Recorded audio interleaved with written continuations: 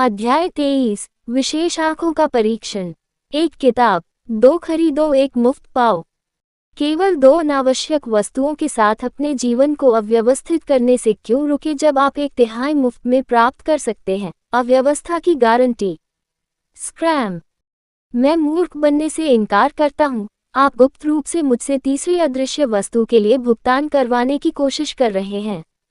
दुकानों में ग्राहकों की चहल पहल थी और दुकान मालिकों के बीच नोक-झोंक हो रही थी। वहां दुकानें करीने से सजी हुई थी, जैसा कि कोई अपनी पिछली दुनिया में उत्सव के बाजार से उम्मीद करता है। इधर-उधर टहलते समय ओलिवर को भी कुछ एहसास हुआ। हालांकि यह कबीला अपने क्रूर और पागल ओझाओं के लिए प्रसिद्ध था, अंत में यह अभी भी एक ऐसा कबीला था जो हमेशा राक्षसों के खिलाफ मानवता के लिए खड़ा हुआ था। अंदर सामान्य लोग खुश और स्वस्थ थे। पूरे स्थान पर उचित स्वच्छता बनाए रखी गई थी। ऐसा लगता है कि केवल वे ही लोग पागल हैं जो मुख्य परिवार से संबंधित हैं या उससे जुड़े हैं। उसे आश्चर्य हुआ जब वह उपन्यास पढ़ रहे थे तो उसमें ज्यादा विशिष्टताएं नहीं थीं।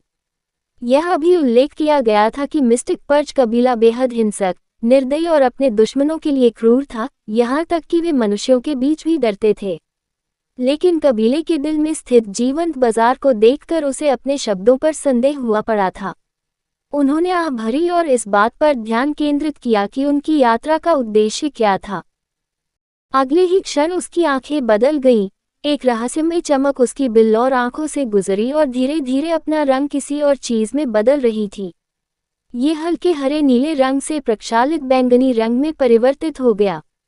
उसकी आंखों में दुनिया बदल गई। उसे सब कुछ दिखाई देने लगा, चाहे छिपा हो या न छिपा हो। उसने एक राहगीर को देखा, लेकिन उसने जो देखा वह कोई इंसान नहीं बल्कि एक चलता फिरता कंकाल था। ओलिवर व्यक्ति के अंदर की सभी 206 हड्डियों को स्पष्ट रूप से देखने में सक्षम था। इतना ही नहीं, वह व्यक्ति के शरीर के अंदर मौजूद एस्पर की मात्रा भी देख सकता था। अपनी आंखों पर अधिक ध्यान केंद्रित करने पर दृश्य एक बार फिर बदल गया, और हालांकि पतला था, वह अब उस व्यक्ति की रक्तवाहिकाओं, उनकी मांसपेशियों, त्वचा के नीचे के मांस को देख रहा था। हालांकि हड्डी की संरचना अब दिखाई नहीं दे रही थी, वह अधिक जटिल विवरण देख सकता था।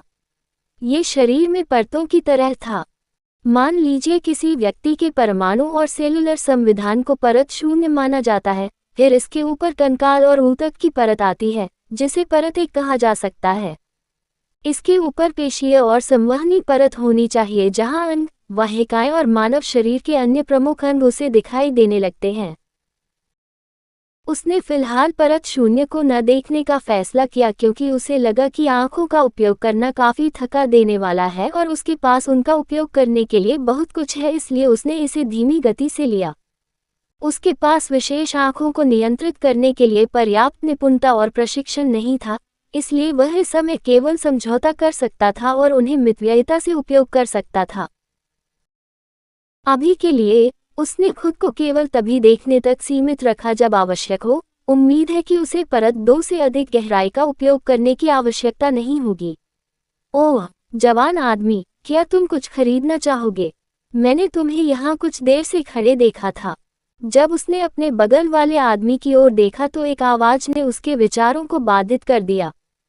यह एक आदमी था जिसके चेहरे पर बड़ी घनी भूरी दाढ़ी थी, उसकी आंखें काली थीं और वह काफी औसत दिखता था। उसके कपड़ों की शैली से ओलिवर को एहसास हुआ कि वह एक दुकानदार था। उनके कपड़ों की शैली विदेशी थी और कबीले की पारंपरिक कपड़ों की शैली से मेल नहीं खाती थी। ये सही है, मैं यूं ही कुछ चीजें ढूंढ रहा था। ओह तो सर, क्या आप मेरी दुकान देखने आना चाहेंगे?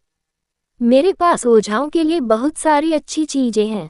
आपकी परिष्कृत पोशाक से मुझे यकीन है कि आप स्वयं एक प्रतिष्ठित ओझा हैं। ओलिवर की शैली की प्रशंसा करते हुए दाढ़ी वाले व्यक्ति ने मक्खन लगाना शुरू कर दिया। तुम क्या बेचते हो? मुझे दिखाओ। चूंकि ओलिवर कुछ उपयोगी चीजें खरीदने के लिए यहाँ आया था, इसलिए उसने उस आदमी का उसकी दुकान तक पीछा करने का फैसला किया। ऐसे कई दुकान मालिक थे जो ग्राहकों को आकर्षित करने के लिए बाहर आते थे। दरअसल नादिया की विशाल प्रतिभा को देखने और अपने भाई बहनों से पिटाई खाने के बाद ओलिवर को लगा कि वह काफी असुरक्षित है। व्यवस्था के बावजूद वह बिल्कुल भी आश्वस्त महसूस नहीं कर रहा था। सिस्टम ने उन्हें केवल यादृच्छिक समय पर पुरस्कार प्रदान किए, जो आदर्श नहीं था। इसका लाभ तभी मिलेगा जब उनका लक्ष्य अपने प्रशिक्षण में एक मील का पत्थर हासिल कर लेगा। उसे अपने सामने आने वाले खतरों का मुकाबला करने के लिए अपनी ताकत का इस्तेमाल करना पड़ा, तो उसे तैयार रहना चाहिए। उसे पहले से ही 10 गुना ताकत का बढ़ावा मिल चुका है, इसलिए उसे कम से कम खुद को इस अनुसार प्रशिक्षित करना चाहिए कि भौतिक पथ पर एक ओझा कैसा होगा, कम से कम अभी के लिए। और व्यवस्था के अलावा उनकी सबसे अच्छी ताकत उपन्यास का ज्ञान था, जो इस दुनिया के भविष्य के बारे में ज्ञान था। यदि वह उस ज्ञान का उपयोग अपने लाभ के लिए भी नहीं कर सका तो इसका क्या फायदा। मैं भले ही साइड कैरेक्टर हूँ, लेकिन इतना बेकार नहीं हूँ। चरमराहट। वह आदमी उसे एक अच्छी दिखने वाली दुकान में ले गया जो संभवतः उसकी दुकान थी। आंतरिक भाग काफी विशाल था और साफ सुथरा दिख रहा था। ये रहा, जो भी तुम्हें पसंद हो खरीद लो। अगर तुम थोक में खरीदोगे तो मैं तुम्हें अच्छी छूट भी दूंगा। इधर उधर देखने पर उसे बहुत सी चीजें दिखाई दी। आग्नेयास्त्र, ठंडे हथियार, दवाएं, किताबें, औषधि, भूत भगाने के उपकरण, बड़े करीने से व्यवस्थित स्क्रॉल और कुछ यादृच्छिक सामग्री और पदार्थ कांच के बक्सों में रखे गए थे। यह एक सर्वउद्देशीय स्टोर था। उसकी जेबें अचानक थोड़ी कांपने लगीं। हालांकि वह कबीले के युवा मास्टरों में से एक था, लेकिन उसका बजट निश्चित रूप से युवा मास्टर जैसा नहीं था। बेशक, उसने कुछ समय पहले कबीले से कुछ पैसे मांगे थे और इस प्रकार देखरेख करने वाली नौकरानी ने उसे कुछ राशि आवंटित की थी, लेकिन उसे लगा कि यह बिल्कुल भी पर्याप्त नहीं है। उनके ज्ञान से कबीले के सभी युवा उत्तराधिकारियों पर धन की वर्षा हुई, और नादिया का तो जिक्र ही नहीं, जो सिर्फ एक शब्द से अपनी इच्छानुसार कुछ भी खरीद सकती थी। लानत है, मैं एक भिखारी की तरह महसूस करता हूँ। वह चिल्लाए बिना नहीं रह सका। मुझे जल्द ही अपने लिए पैसे का एक स्रोत तैयार करने की जरूरत है। मैं हमेशा कबीले पर निर्भर नहीं रह सकता। ओलिवर ने भौहें चढ़ा ली। उनके मन में कई विचार थे जिन्हें वे भविष्य में विकसित करेंगे, और उनके कई विचारों को शुरू करने के लिए बड़े पैमाने पर धन की आवश्यकता थी। उसे पैसों की जरूरत थी। मानव जगत ने एक सामान्य मुद्रा अपना ली थी, जिसे नेडेन कहा जाता था। तुलना के लिए, एक रोटी की कीमत लगभग 1 नेडेन होती है। पैसा हमेशा समस्या है। ओलिवर ने दुकान की वस्तुओं को उस चीज के लिए स्कैन किया जिसमें उसकी रुचि हो सकती है। वह किताब किस बारे में है?